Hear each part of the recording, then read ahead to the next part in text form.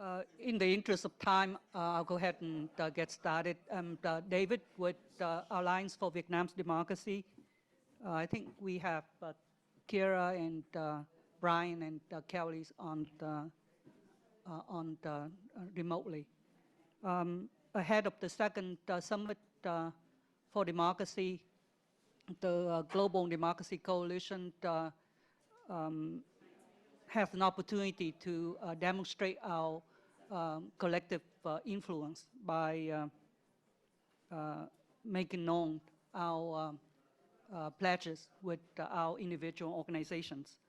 These pledges also seek to build a more cohesive, unified, and stronger global coalition to advance democracy in our own countries, our own regions, and the rest of the world.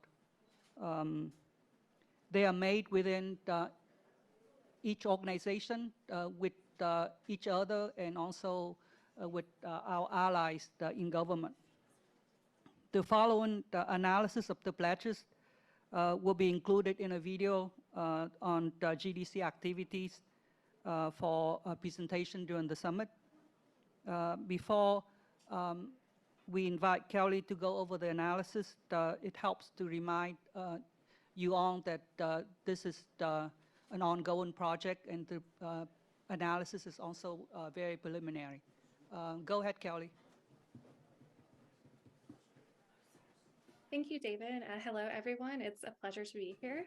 And moving on to the preliminary analysis, in the past week and a half, we've collected pledges from approximately a third of the GDC membership. In the coming weeks, we hope to receive many more pledges, and we actually received several late last night that aren't reflected in this number. So thank you to organizations that have continued to submit their pledges this week. As you can see here, nearly a quarter of the pledges require a collective effort as partners seek to address entrenched and systemic challenges. These 15 pledges remind us that cross-sectoral and transnational partnerships are critical to the achievement or implementation of a pledge.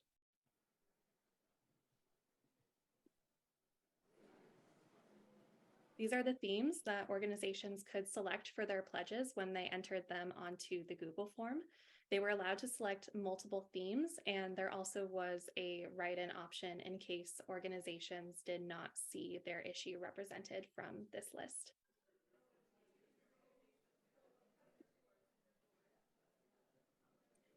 Of those themes from the previous slide, you can see from the pie chart on the right, most organizations selected multiple themes for their pledges, with nearly 80% of pledges applying to more than one theme.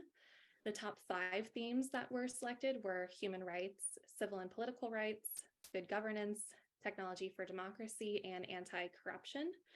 And this reflects, For example, a pledge to promote information integrity in elections selected a theme of civil and political rights, as well as mis- and disinformation and good governance.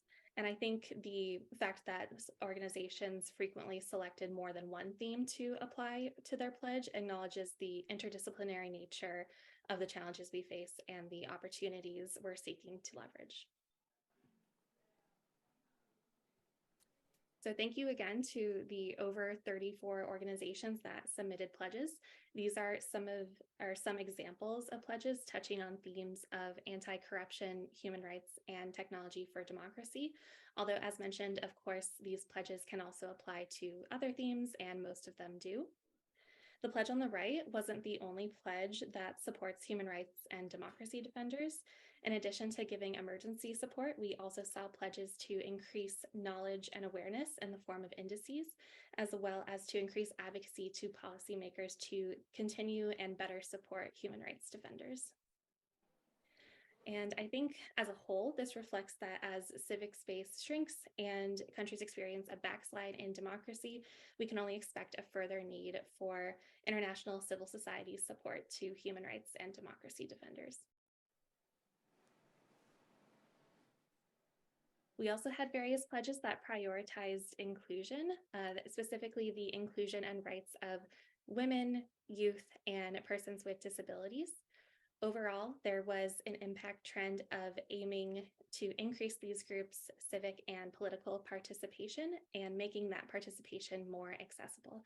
And I think you can definitely see that impact trend reflected with these 3 pledges that are mentioned here as an example corresponding to each theme.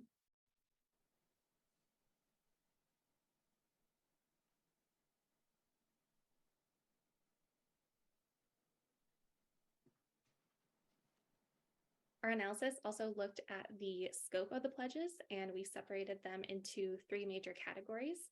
We separated them into pledges that are based on a single deliverable output, those based on completing a specific or single project, and then pledges that reflected ongoing activity that would support a high-level outcome.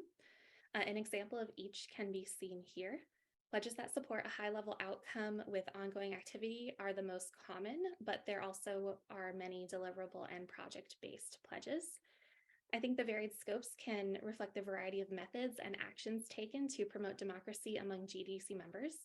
It is also reflective of organizations' emphasis on collaboration and collective impact, since many of the pledges working towards those high-level outcomes were made in partnership with other organizations or required critical partnership elements to be completed.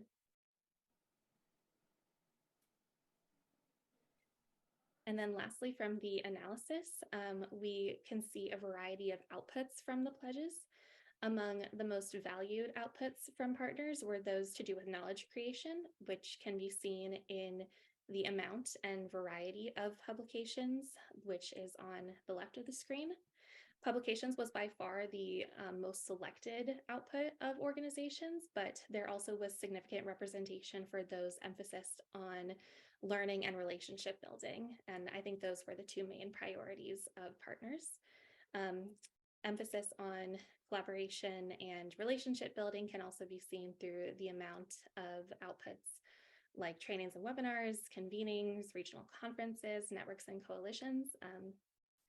And as a whole, I think these outputs recognize both the need for readily accessible and user-friendly information about threats to rights and prosperity, but they also show creative responses that promote shared understanding, interdependence, solidarity, and collective action.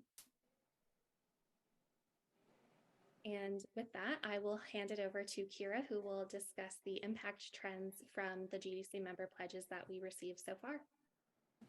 Thanks very much, Kelli. I'm Kyra Buchko. I'm co-executive director of Partners Global and very happy to be part of this pledge committee that was convened not too long ago. And as Kelli mentioned, we collected these pledges in a very short time frame and will be continuing to welcome inputs from other members, and we'll be continuing to do analysis as we move along. So as part of the analysis, the Pledge Committee, we reviewed language in the member pledges related to outcome or results, whether it was immediate or short-term or longer-term high-level impact. And as Kelli explained, the scope of the pledge outputs varied from single deliverables to project-based to ongoing activity in support of a high-level outcome. Likewise, the pledge impact language varied, with some pledges linking to intermediate results and others articulating highest level of impact of their pledge in support of democracy, either in their countries or regionally or even globally. Some pledges did not mention impact specifically, and in these cases, for this preliminary analysis, we made some inferences about intended results that will be verified as needed as we are preparing a summary report post-summit. Here on this slide, we group pledges around the nature of their results and impact while integrating the themes that were originally identified by the pledge makers. Significant numbers of pledges focused on generating data and analysis on the quality of democracy, relative strength or resilience of civic space, with the goal of adding to the evidence base for data-driven democracy-related programming. In line with the emphasis on the human rights theme of many pledges, protecting and supporting human rights defenders and peace builders to allow them to continue their advocacy and democracy promotion whether they're in exile or they're on the front lines in the face of authoritarian repression, was also a key trend. A fair number of pledges focused on the GDC or other networks and coalitions seeking to achieve impact by improving the effectiveness of these alliances to maximize collective impact. Other trends we saw include a focus on media independence and pluralism, both internal and external. The importance of inclusion, as we've talked about, in widespread civic and political participation, with specific mention of youth, women, and underrepresented minorities.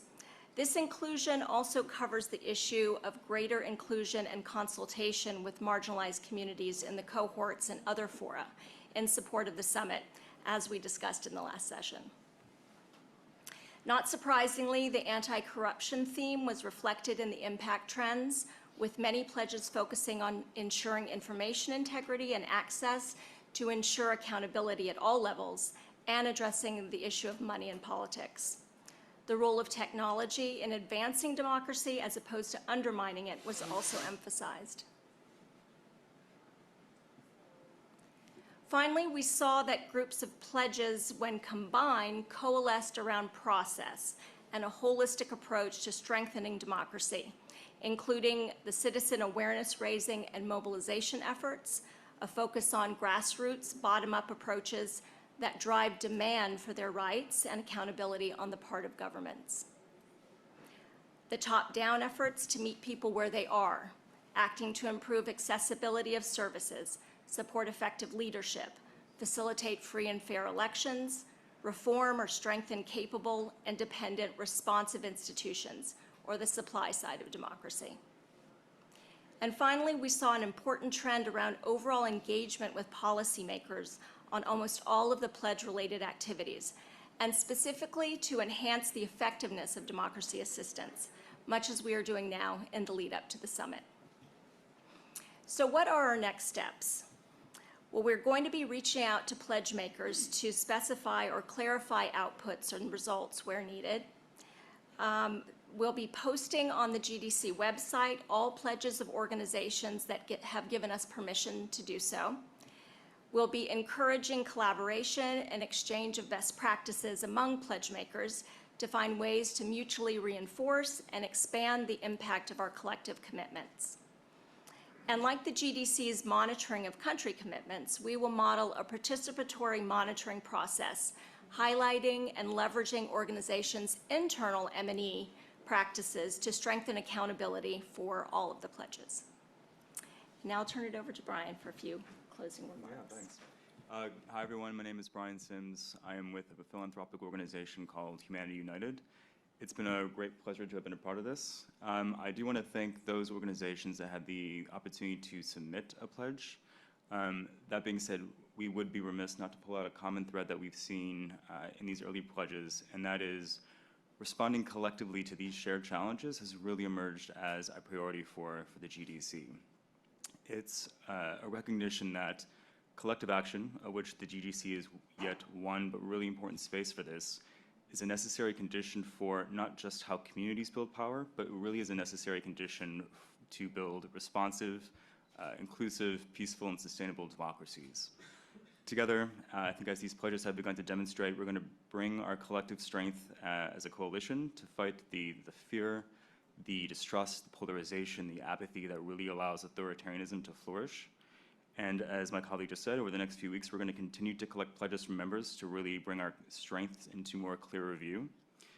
And we'll continue to convene. We're going to continue to support peer-to-peer learning, to amplify and advocate for human rights defenders, for Democrats, for peace builders, really around the world, to shift power from systems that thrive on violence and greed towards ones that really thrive on justice, on equity, on security, and on peace. So with that, thank you very much.